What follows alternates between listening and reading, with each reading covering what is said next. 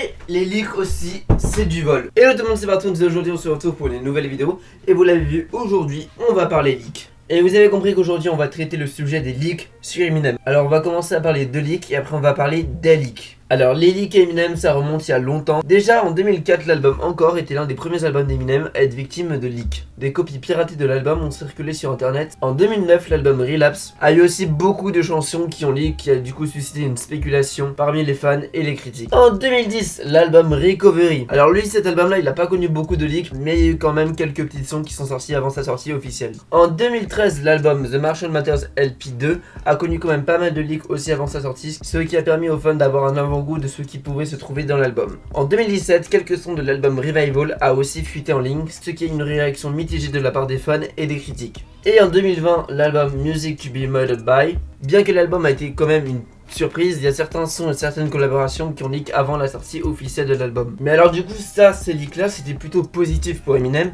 car du coup les fans pouvaient avoir une petite hype autour des albums qui allaient sortir, etc. Même si les leaks c'était pas la version finale, quand on écoutait le leak et quand on écoutait la chanson dans l'album, c'était pas forcément le même rendu. En 2006, c'est Eminem qui a fait un message de prévention contre les leaks. Public service announcement and another annoying message from Slim Shady. Due to a massive amount of bootlegging, no thanks to this fucking guy, DJ Who Kid, and constant downloading, people are no longer buying CDs so that we can get paid for our fucking work. They are just continuing to get songs for free. Teenagers, older folks, and little fucking brats alike. See, what they do is they buy computers, strictly pick songs that they like, and burn them onto CDs or put them on iPods, causing major decrease in SoundScan, putting music retail in a tremendous slump, causing artists such as myself to make no money for record sales and be forced to tour, causing more stress, arguments with my wife, not being able to see my kids, drink more, take more pills, punch more people in the face, hate the world, and end up in rehab. This has been a public service announcement and an excused event by Marshall Mathers. Not that I wouldn't have done the same thing if I could get music for free when I was a kid, but now that I rap for a living, buy my goddamn CDs! But in the meantime, buy this Obi Trice bootleg from DJ Who Kid and put more money in his pocket. Thanks. Maintenant, on va parler de Straight from the Lab 1. Du coup, cet album, enfin cet EP du coup, est sorti vers 2003 et qu'il soit considéré comme un bootleg. Un bootleg en gros, c'est une chanson piratée, enfin c'est un leak, c'est dans ce style-là. Il a été commercialisé par Universal Music en Europe. L'album est en premier temps apparu sous forme de compilation de 7 musiques sur internet, avant d'être commercialisé, comme je vous l'ai dit, par un bootleg de 16 titres.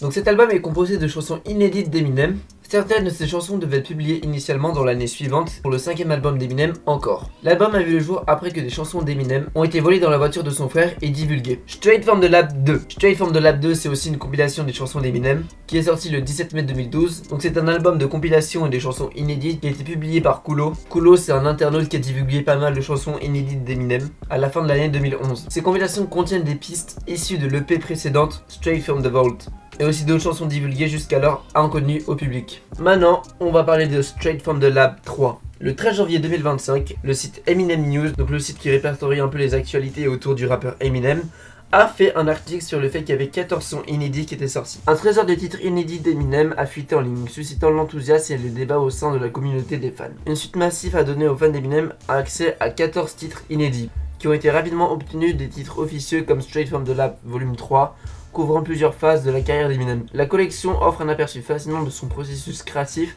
tout en relançant les débats ethniques sur les fuites. Alors ces sons-là sont souvent des sons qui ont été enregistrés autour de The Eminem Show, de Encore, et aussi de Relapse, de Revival, et de Music to be Murdered by. Il y avait aussi des sons qui étaient prévus sur l'album Kamikaze. Ensuite, le lendemain, donc le 14 janvier, le site a publié un deuxième article. D'autres fuites sur Eminem révèlent le côté sauvage du dieu du rap. Le nombre de fuites récentes concernant Eminem est passé de 14 à un nombre stupéfiant de 27. Après, c'était souvent des sons qui étaient des tests, etc. Donc en gros, il y a eu des démos. Et après ces sons là ils ont été un peu plus peaufinés, modifiés. Et après ils sont sortis dans des albums plus tard ou dans des compilations. Alors pour Straight from the Lab 3, on pourrait avoir du coup des sons comme Marshall Power qui serait enregistré en 2018, Love Junk enregistré en 2009, I'm Twisted Freestyle sorti en 2016-2017, Sociopath avec 50 Cent enregistré en 2007, I'm Sorry entre 2009 et 2010, Follow Me entre 2005 et 2007, Kid to My Room 2009, 2016 avec Trade Off, 2006 Jump Out, 2012-2013 Ritz, 2017 Freak, Take It 2003, Smack You, ça on n'a pas vraiment de date même si on dirait que ça serait dans les débuts de sa carrière, donc dans les années ouais, entre 2000 et 2005, quelque chose comme ça. Antichrist, la première version sortie en 2005. Sexual Healing entre 2008 et 2009. Back and Forth 2009. Un skit de Paul entre 2003 et 2004. Christopher Reeves en 2004. En 2007, c'était My Darling, qui après est venu sur l'album Relapse. Et après il y a d'autres sons qui sont déjà sortis, mais c'est juste des vieilles versions, etc.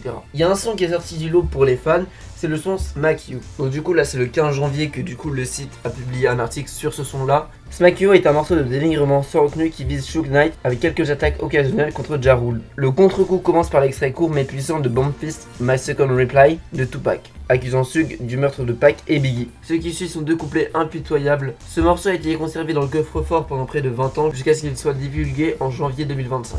Donc voilà, donc en gros c'est un son où Eminem il s'attaque à des très gros rappeurs. Ensuite il y a deux sons que j'aimerais vous en parler. Donc l'année dernière il y a Eminem qui a sorti son album The Death of Slim Shady. Le premier son s'appelle Renaissance et quelques tracks plus loin on a un son qui s'appelle Antichrist.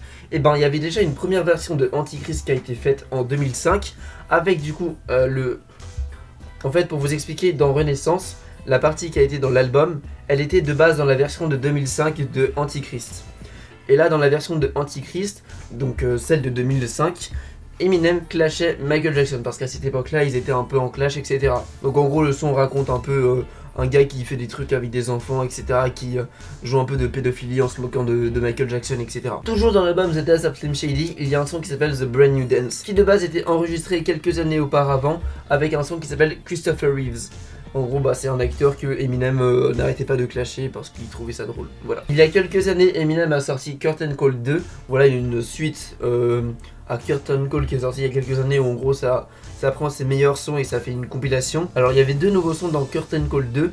Il y avait du coup le son avec Snoop Dogg et un autre son avec 50 Cent qui s'appelle Is This Love. Sauf que de base, ce son là s'appelait Sexual Healing. Donc du coup dans l'ancienne version vous avez du coup un couplet de Dre, un couplet d'Eminem qui a été modifié aussi. Il y a aussi le couplet de 50 Cent avec quelques modifs. Il y a aussi un son qui s'appelle Back and Forth qui a été enregistré en 2009, qui est sorti quelques années plus tard en 2020 sur l'album Music to Be Murdered By sous le nom de Discombobulated. Maintenant j'ai une question à vous poser. Est-ce qu'écouter les leaks d'Eminem fait de vous un mauvais fan? C'est ce qu'a fait comme post du coup le site le 15 janvier du coup Eminem News, qui a dit: écoutez les fuites, cela signifie que vous êtes un mauvais fan et que vous ne respectez pas Eminem. Donc cet article m'a intrigué, j'ai lu et c'est vrai que ça a un peu de sens. Je vais vous expliquer pourquoi. Le 2 janvier, nous avons assisté à la plus grande fuite des morceaux du coffre-fort d'Eminem. Ces dernières années, nous avons maintenant la troisième partie de la célèbre série Straight from the Lab. Les fans sont divisés en deux camps. Une partie des fans refuse du coup d'écouter les leaks et l'autre partie, les fans d'un autre camp sans pincement au cœur, ont apprécié pendant 2 jours d'affilée quelques excellents morceaux, une version fraîche à la Slim Shady et Vintage Eminem. Lorsque des morceaux inachevés fuitent sur le web, ce n'est pas bon du tout et cela nuit à l'artiste. Non seulement parce qu'il risque de perdre l'argent, mais aussi moralement. L'artiste travaille dur pour créer le morceau parfait. Et quelqu'un divulgue sa version préliminaire, ce qui empêche l'artiste d'obtenir l'effet souhaité auprès des auditeurs. Ensuite, un peu plus loin dans l'article, on dit que du coup Eminem a été blessé par la suite. Comme l'a dit Crook, je veux que tous les fans d'Eminem comprennent que peu importe à quel point ils veulent entendre la musique, leur artiste préféré vient d'être violé. Alors du coup ce que nous dit l'article, c'est que si on écoute les morceaux d'Eminem, on peut être considéré comme des mauvais fans parce que du coup on respecte pas le travail d'Eminem, parce que comme c'est pas des versions finies et officialisées, etc., bah c'est pas en gros ce que Eminem voulait faire, c'est pas du coup la vision qu'il avait pour ce son là. Donc si on l'écoute, c'est un peu comme si comme on regardait un produit pas fini, bah c'est pas ce qu'il voulait, etc., et puis il pouvait perdre de l'argent. Alors on a eu l'équipe d'Eminem qui a réagi par rapport à tous ces leaks et ça a été un bordel. Je vais vous expliquer tout ça. Donc l'équipe d'Eminem ont réagi en mettant ce tweet là: pour information, le criminel qui a divulgué la musique d'Eminem, nous le trouvons, la loi de la rue sera appliquée. Demandez à Kulo, c'est un mec qui a beaucoup leak des sons d'Eminem, ce qui lui est arrivé la dernière fois qu'il a divulgué. Nous savons où il habite et oui, c'est une menace. Donc en gros, il rigole pas du tout avec ça. Donc ça a été posté le 14 janvier 2025.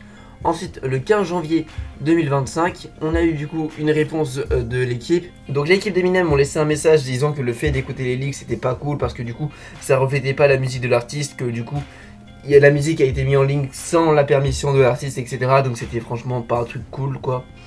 Et ensuite du coup le 16 janvier, comme il y a des gens qui ont commencé à faire des vidéos réactions, l'équipe d'Eminem a fait du coup une annonce par rapport aux vidéos réactions. Donc le 16 janvier, l'équipe dit qu'ils sont ok pour que les gens fassent des vidéos réactions sur les sons d'Eminem, etc.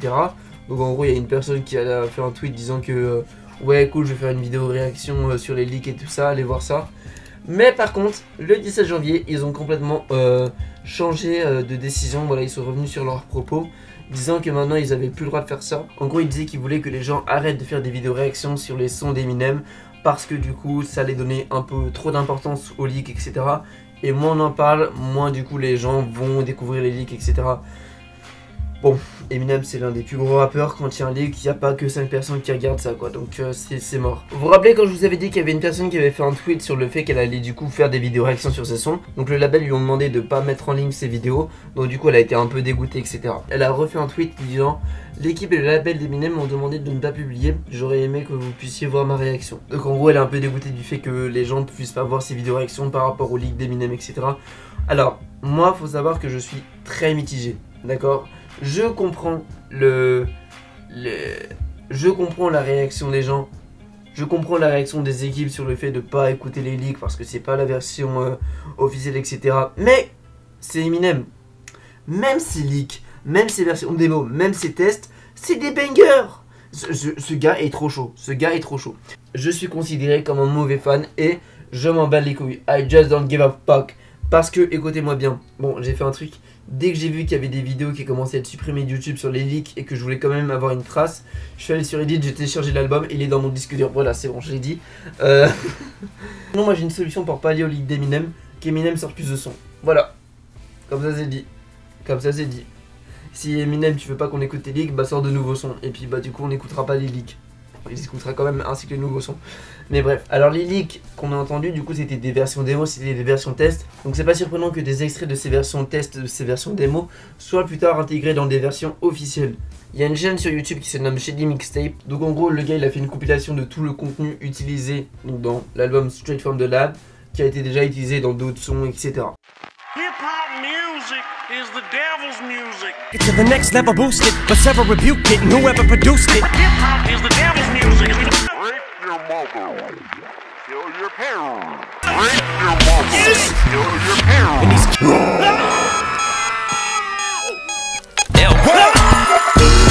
Nightmares going Freddy on me. Donc ça c'était une petite compilation de sons qui sont apparus dans Straight From The Lab 3 et qui étaient déjà présents dans d'autres sons qui sont déjà sortis officiellement. Il y avait aussi un truc que je voulais dire, c'est qu'il fallait faire attention entre leaks et les sons générés par IA. Parce que ces derniers mois, ces dernières années, il y a quand même eu beaucoup de leaks. Il y a eu beaucoup de leaks d'Eminem alors qu'en fait c'était juste des sons générés par IA, etc. Il y a eu beaucoup de snippets disant que c'était des sons sortis en 2008, 2009, etc. Alors qu'en fait c'est faux, c'est complètement créé par des IA, donc ça c'est aussi des petits leurres quoi.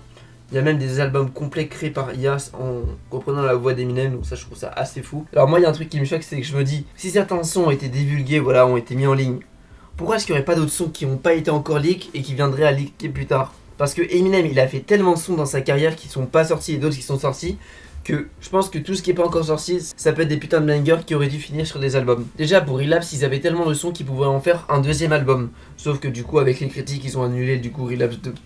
Pour moi, l'album Straight From The Lab, c'est incroyable franchement. Et les compiles, les vieilles versions, etc. c'est fou. Parce que moi ce que j'aime bien, c'est du coup voir les versions démo et après comparer avec les versions officielles comme Antichrist ou Brand New Dance ou d'autres sons comme ça. Et pour moi, le son qui m'a le plus marqué de cet album, c'est le son Ritz. Il est incroyable, je sais pas pourquoi, il y a un truc avec ce son qui est incroyable. Bon, de toute façon, la plupart des sons ils sont fous. Mais bref. Donc voilà, donc on se dit à plus pour une prochaine vidéo. C'était Bartoons, bye.